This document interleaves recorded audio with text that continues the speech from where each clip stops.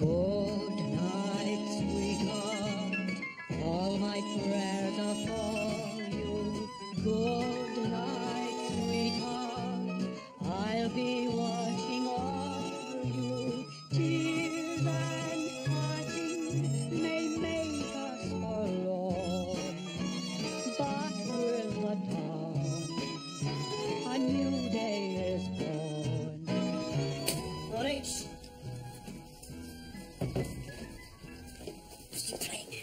Message, I wanted you to phone me. Yes, and instead I decided to call round in person. Profound apologies, but that's the sort of ignorant git I am. So what's the panic? I spent last night stuck in an air raid shelter with an accordion player who did non-stop George Formby impressions. So I was late getting home, and I'd forgotten the cover story we agreed to tell Yvonne. Now, was I supposed to be working in Basildon or Braintree? Cheltenham. Cheltenham? I'm losing it. Yeah, well, don't get your knickers in a twist. I haven't spoken to Yvonne yet. You could tell her you're running guns to Guatemalan rebels if you want. Ever since I said you could pretend to be working for me, to cover your jaunts to war-torn London, you've abused the privilege and been home late every night. You don't know that's true? It's what Yvonne told Stella. All right, so you do know that's true. OK, so I've been taking liberties, but it's not much fun for me in 1994 at the moment. Yeah, well, I'm afraid it can't go on anymore. I'm going to have to sack you. Reality check, Ron. It's not a real job, remember? It is as far as the girls are concerned. Stella thinks I'm a slave-driving ogre who's putting your marriage on the line by making you work too hard. I'm already unemployed. Do you realise what it'll do to my self-confidence if I can't even hold down a pretend job? I insist on a peaceful home life. If I'd wanted turmoil, I'd have married for looks. Stella's even making me do my own ironing. I'd never have guessed. I'll sort it out. I'll make sure everybody knows that the hours I've supposedly been working are down to me, all right? Yeah, we'll do it soon, OK? Scout soon. My God. You don't give your employees a chance to rest, do you, Ron? I'm only sorry we haven't got any children you could send up a chimney. And I hope you don't make a habit of hassling Gary before 8 in the morning. I normally like to eat my muesli as God intended. Without sugar? Without clothes. If I have to start dressing, I'll have to start paying the window cleaner. Good morning, Gary.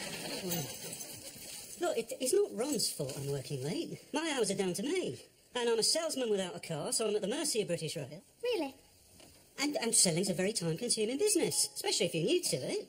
I can't go anywhere until Ron and I have had exhaustive discussions. So where are you off to today?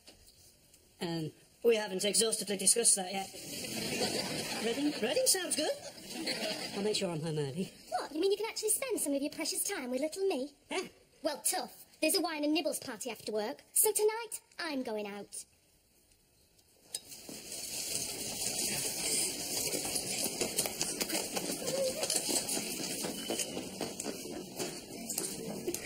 It's all right, I think we've lost him. Oh, Gary, you are a terror. Fancy knocking off an ALP warden's helmet. Well, he was asking for it, Pompous old twit. Excuse me, would you mind not obstructing the alleyway? There could be emergency services trying to get through. You give these guys a tin hat and they don't go Churchill.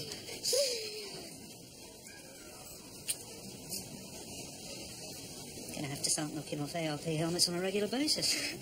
That's for a lovely afternoon. It's only what you was after down that alley. Good to you. Well, I'd better get you back to the pub.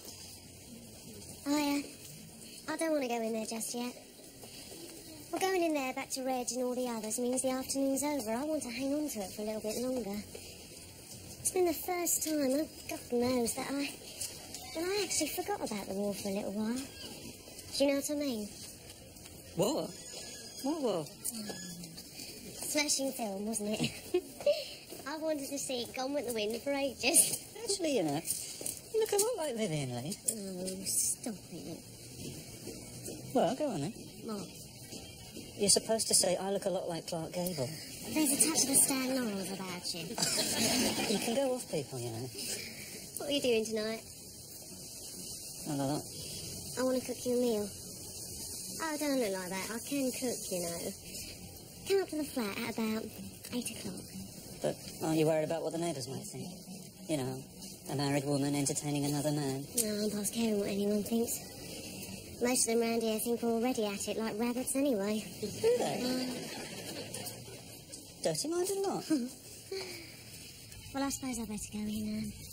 I'll see you at 8. On the dot.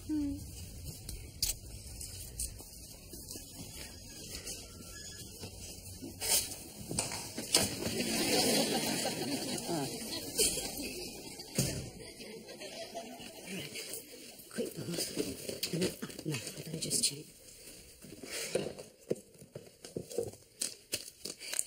Well, it's a job that just suits me. The window cleaner you be. If you could see what... God, that George Formby when he does in your I don't believe it. Air raid, 9:30 tonight.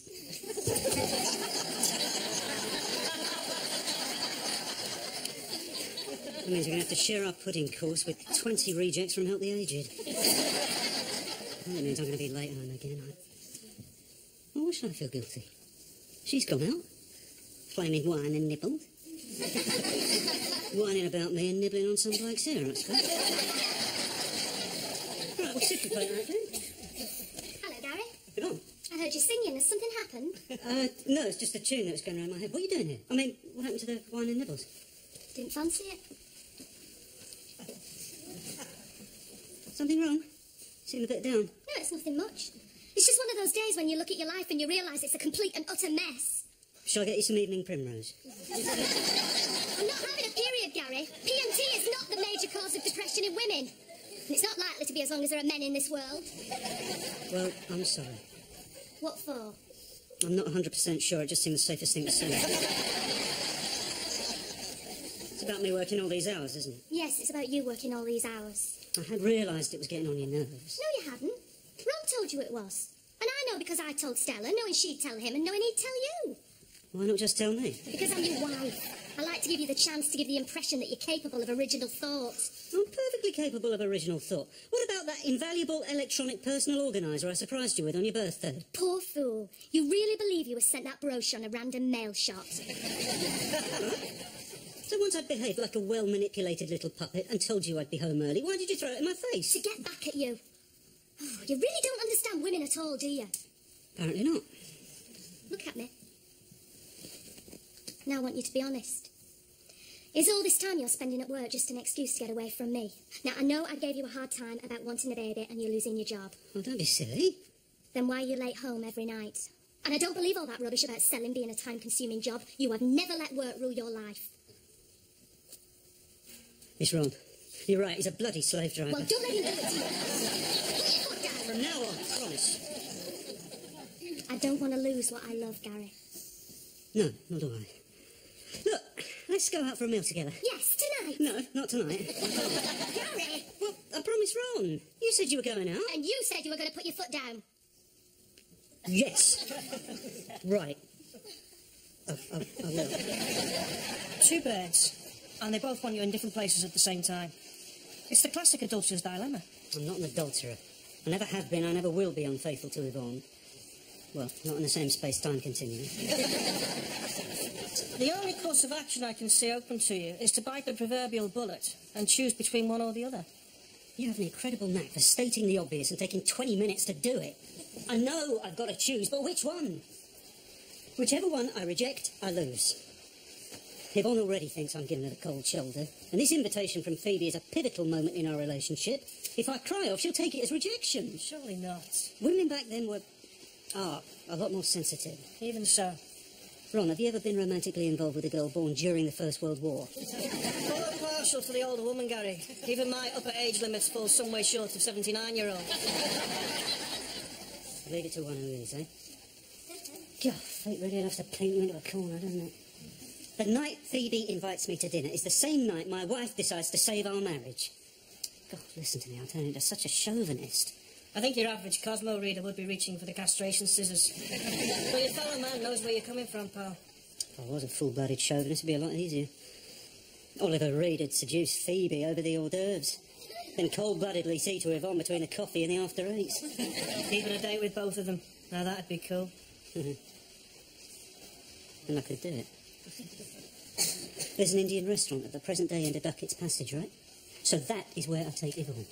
Then I pretend I've got a dodgy tummy, right? Keep going to the toilet, nip out of the window, go to Phoebe's, Then make a similar excuse to Phoebe and spend the night flitting between the two. What about clothes?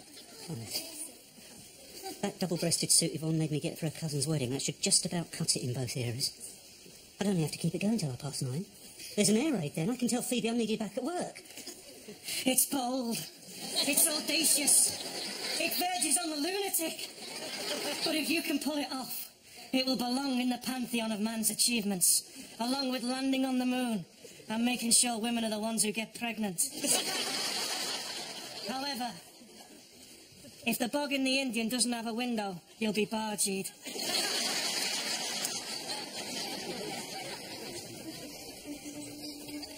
The toilet's through there, isn't it? Yeah, that's right, Gary, where it says toilet. That's over here. Oh, I just feel a bit... Well, then isn't India the best place to be? We can go home if you want. No, fine. Ooh, what are you having for starters? Oh, whatever you're having. Good evening. Evening. Can I get you something to drink? Yeah, I'll have a lager, please. Gary? Yeah, fine. No lager, Leah. Please don't be put off by our lack of custom. We've only been open for 18 months. Well, I suppose it takes time for word to get round. Absolutely. I've got an ad in the local paper, but I think I need something more direct. You know, leaflets through the letterbox, that sort of thing. Well, if it's leaflets you're after, my husband can help. He's a sales executive for a printing firm. He'd be delighted to help, wouldn't you, Gary? Well, yeah, I was just going to go to the toilet. It can wait, can't it? You don't want to lose a sale. What sort of thing did you want? Say, 3,000 double pages A5 brochures with full colour and laminated paper front and back. Well, come on then, Gary. How much? Well, I need to work it out, and I really must go to the toilet. Excuse me. Don't worry if I'm a little while.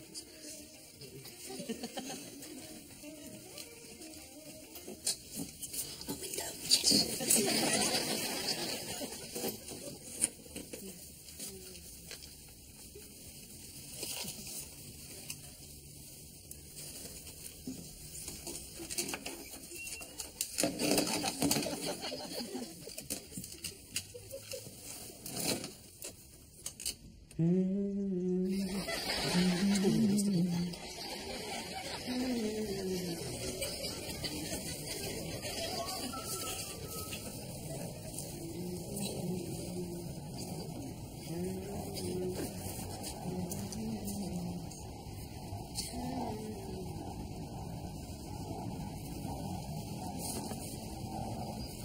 Yes. FAB, Scott. I thought disguise would be appropriate. If Yvonne caught a glimpse of me, the whole operation would be blown. Yeah, did you get the wine? Vintage Chateau Legover. Beg your pardon? Invited into Phoebe's private quarters. I thought you might be planning to finally consummate your relationship with her tonight. Ron, in the course of the next 80 minutes, I've got to have 2 3-course meals with 2 different women, whilst commuting between an Indian restaurant and an East End pub that are 200 yards and 53 years apart. Now, trying to fit a meaningful sexual encounter into that kind of schedule might just be considered pushing my luck. Thank you. The boy's tense. It's not a good sign.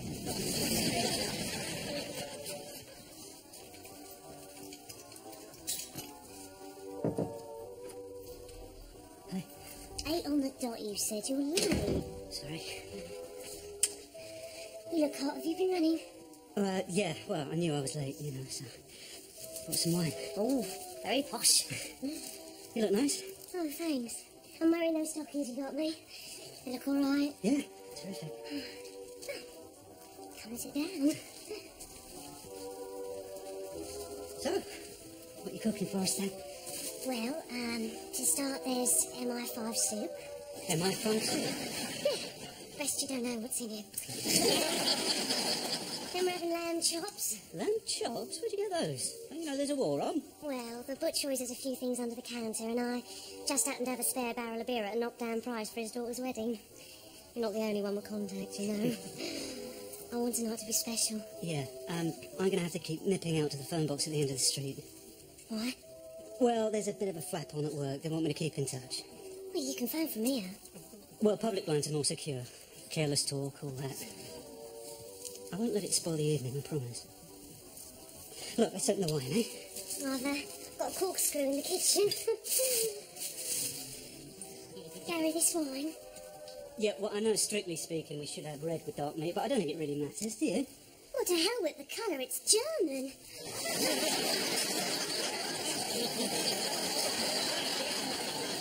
I'm going to kill you, Ron. Who's Ron?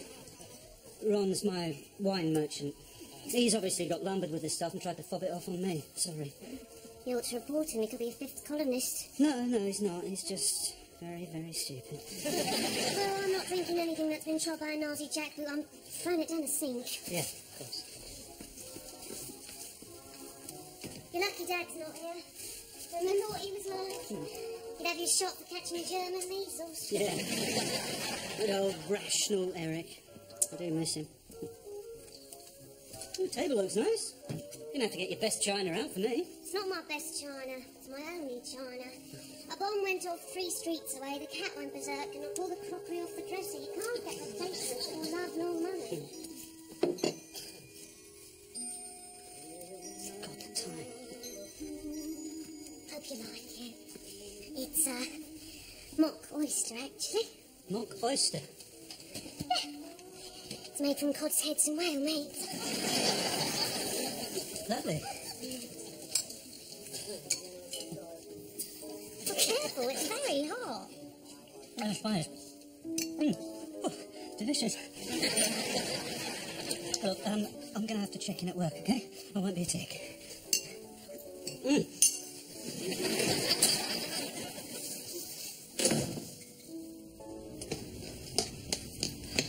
So far, so good? Where did that wine come from? Freshers. Try Germany.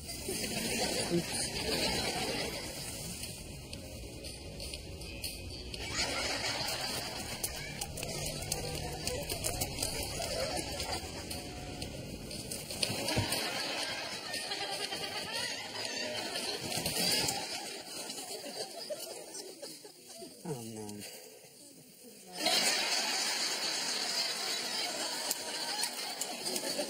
Don't you think you should slow down a bit? Yeah.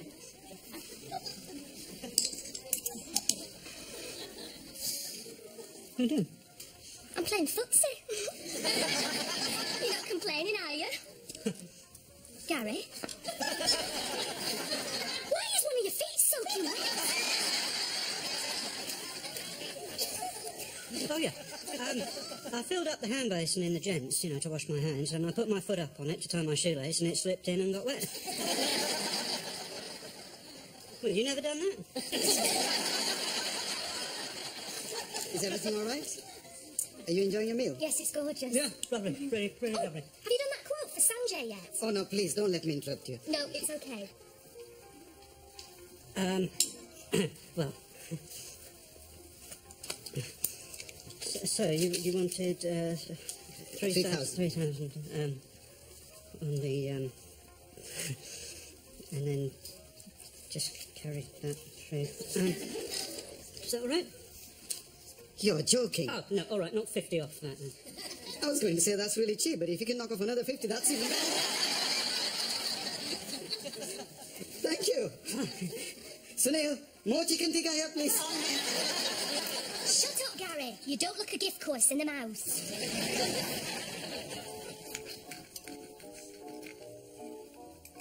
What's up, Gary? Don't you like my cooking? No, it's delicious. I'm just not a very big eater. Well, don't you waste it. Remember what Potato Pete says. Wasting food's as good as giving it to Adolf. Of course.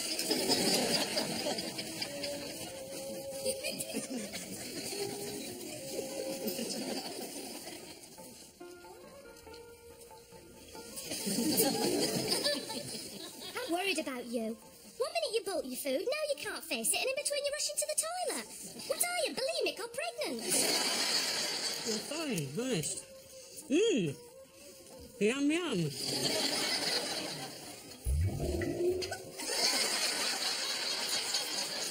Is that your stomach, or are we on top of the underground? Sorry.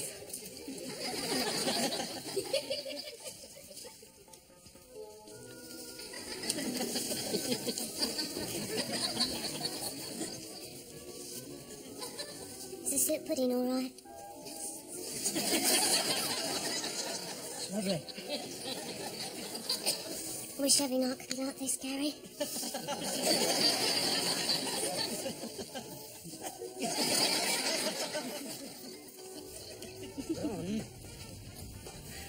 Sorry about that.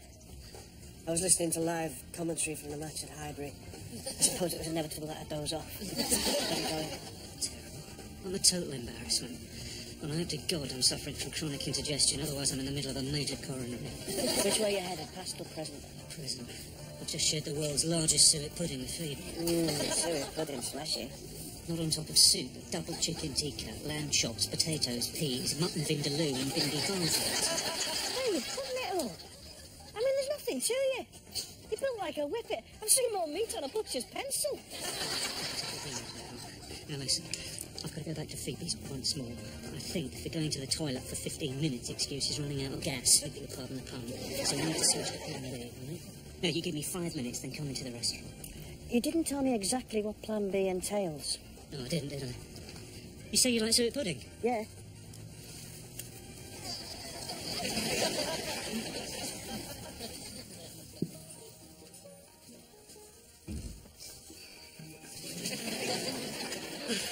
Oh, at last. Gary, get the bill. Oh, we can't go now. We haven't had our coffee and our hot final yet. You spent half the night in the loo. You're obviously ill, so let's go home. No, I'm fine, honest. I won't be going again tonight. You shouldn't have to go for another fortnight. I can't believe it. Oh. You enjoyed yourself? The few minutes we spent together have been nice, yes. I don't believe it. How could you do this? I saw him earlier and he said he had to discuss business, but I said no. I put my foot down. I said, I am taking my wife to dinner. So what does he do? This tyrant follows us here. You're a disgrace, Ron Wheatcroft. Sorry. Is everything all right? Yes, I'm sorry for the disturbance. I'll take this outside. You better stay here, love. It could get ugly. Come on.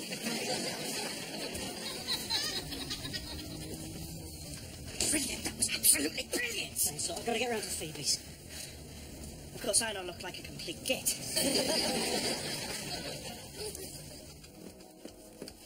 I told you I wanted tonight to be special. It has been. You've spent your whole time rushing out of here. I'm sorry, but like I said, there's a flap on at work. You sure that's not just been an excuse? For what? Avoiding me. I wanted us to spend the night together. Tonight. And you guess that's what this meal was all about. You don't understand women very well, do you? Doesn't seem to be a particular strength of mine. Perhaps you're just not interested in me. Of course I am. It's all I've thought about them. Well, not all I've thought about, but I've thought about it a lot. Look, Phoebe, if I have been slow on the uptake, it's because I didn't want to start something I couldn't finish. I don't think you'd have that problem at me. I haven't. The reason I've had to keep checking in tonight is because we're almost certain there's going to be a raid. What's new? Well, we think the Germans might be using a different kind of bomb. I'm going to have to go. They want me for evaluation purposes. And what time can we expect this raid? Any second now. I'm sorry, you should have told me. Didn't want to spoil our evening. Bloody war spoils everything. Look, there'll be other evenings. I'll make sure of that. I even went to the chemist for you. Well, there's no need for you to do that. Why? Do you always carry a spare toothbrush?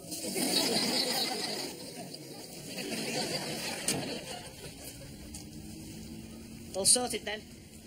I suppose so. Congratulations, old son. Men all over the world will be taking a bit more of the duvet tonight. Ron, I've spent the entire evening lying to and deceiving the two most important women in my life. How do you think that makes me feel, eh? Married with a bit on the side? Listen, tonight could have ended in 3 shattered lives, but you've managed to sort it, so that there's been no casualties. Excuse me. Hello?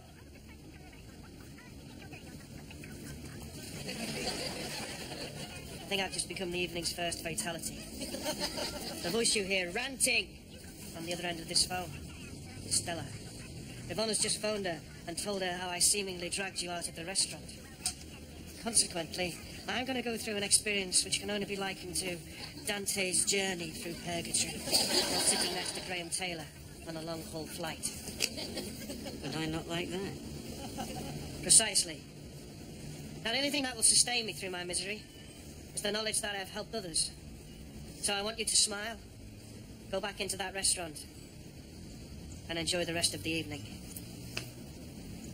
You're a good mate, Ron. Right now, I think I'm the best mate in the world. Oh, by the way, if somebody asked you to print 3,000 double-page A5 brochures with full colour and laminated paper front and back, could you do it for that? Yeah, of course. If I wanted to go bankrupt. Why? I'll tell you later. Oh,